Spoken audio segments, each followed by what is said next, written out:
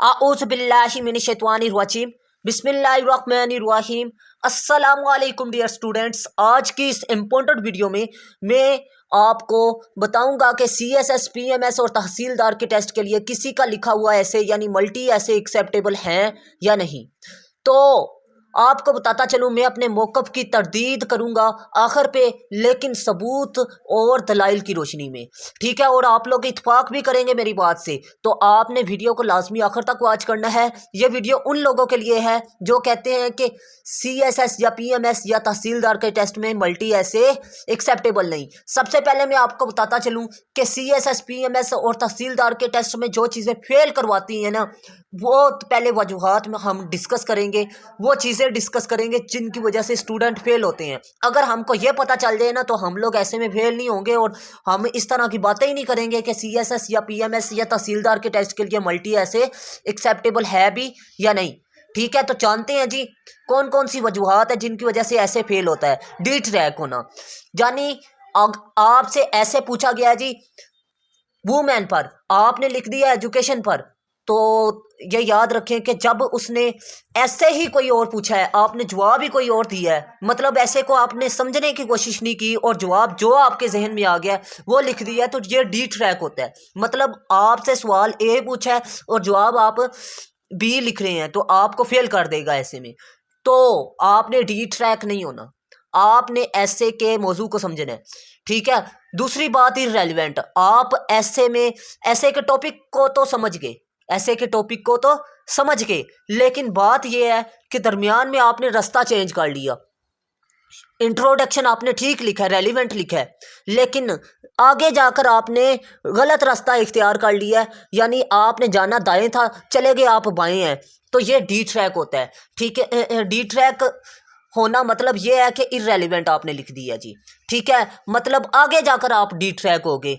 पहले तो शुरू में पहली वजह तो मैंने आपको बताई, शुरू में ही आप गलत चले गए थे, लेकिन इररेलेवेंट में ये चीज़ होती है कि आपने दरमियान में क्या कर दिया, रास्ता चेंज कर लिया, ये डी ट्रैक का रास्ता अपना लिया, ठीक है। ये चीज़ भी आपको फेलियर की तरफ लेकर जाती है।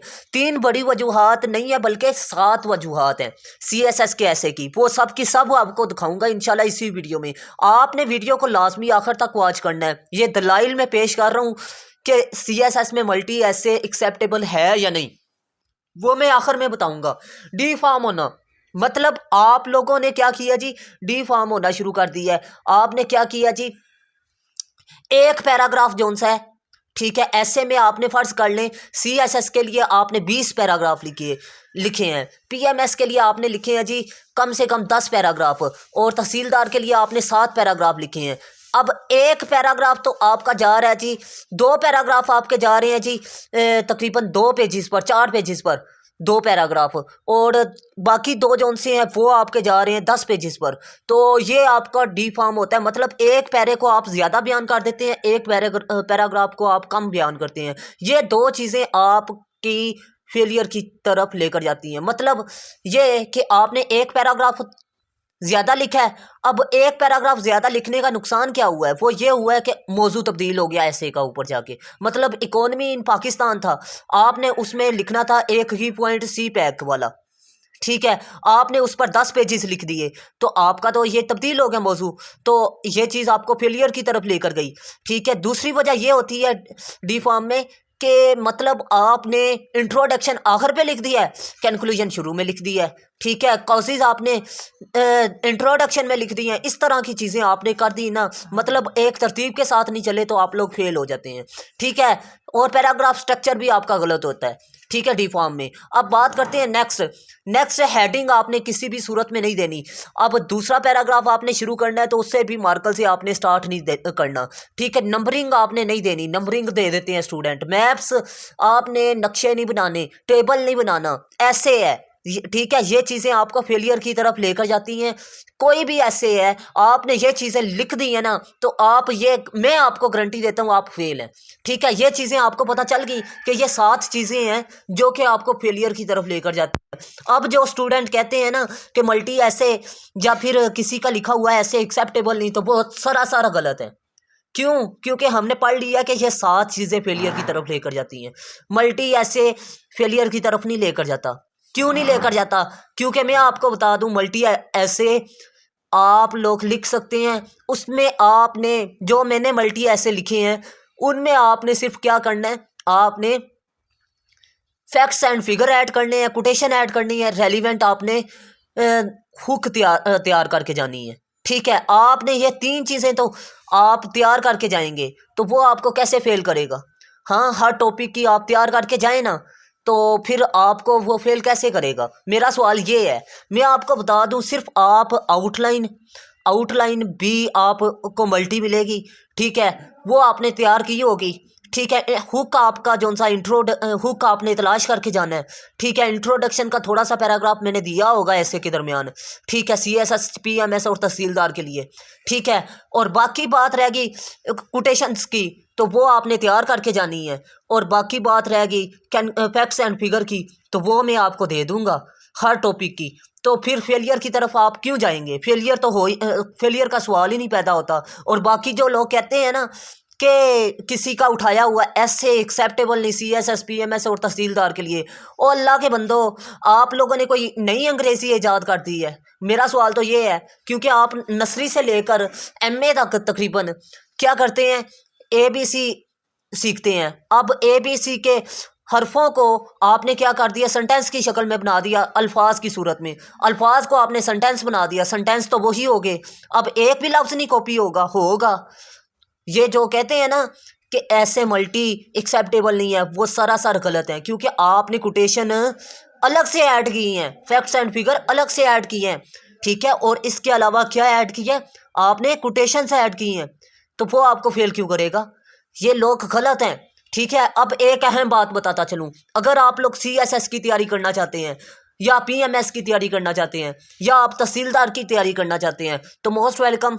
मैं आपको इंशाअल्लाहुल अज़ीम अच्छे तरीके से एग्ज़ाम के पहले दिन से लेकर एग्ज़ाम के आखिरी दिन तक आपको अच्छे तरीके से गाइड करूँगा। मतलब क्लासेस के पहले दिन से लेकर आखिरी दिन तक। अगर आप लोग इंटरेस्टेड हैं तो लाजमी रब्ता करें। सिर्फ 6 ऐसे मैं दूंगा, और वो 6 ऐसे मैंने डिस्क्रिप्टिव ऐसे पर बनाए हैं। मतलब ऐसे जिनमें मसाइल हाईलाइट किए जाएं। ठीक है, ऐसे पर मैंने 6 टॉपिक में डिवाइड किया है। मतलब डिस्क्रिप्टिव ऐसे को 6 थीम्स पर मैंने डिवाइड किया है, जैसे कि women, democracy, education, social evils, current affairs, एक मल्टी। ठीक है, अब अगर ये 6 ऐसे आप तैयार करते हैं तो 600 टॉपिक्स आपका क्लियर होगा इन टॉपिक्स के बारे में। मतलब एजुकेशन के बारे में 100 ऐसे आपके क्लियर होंगे एक ऐसे के अंदर। डेमोक्रेसी के आपके 100 ऐसे क्लियर होंगे एक ऐसे के अंदर। एजुकेशन के आपके 100 ऐसे क्लियर होंगे एजुकेशन के मुतल्लिक। सोशल लेवल्स के मुतल्लिक आपके 100 ऐसे क्लियर होंगे। ठीक है, इस तरह मैंने नोट्स तैयार किए हैं। अब आपने 3 चीज़ें तो इसमें ऐड करनी है।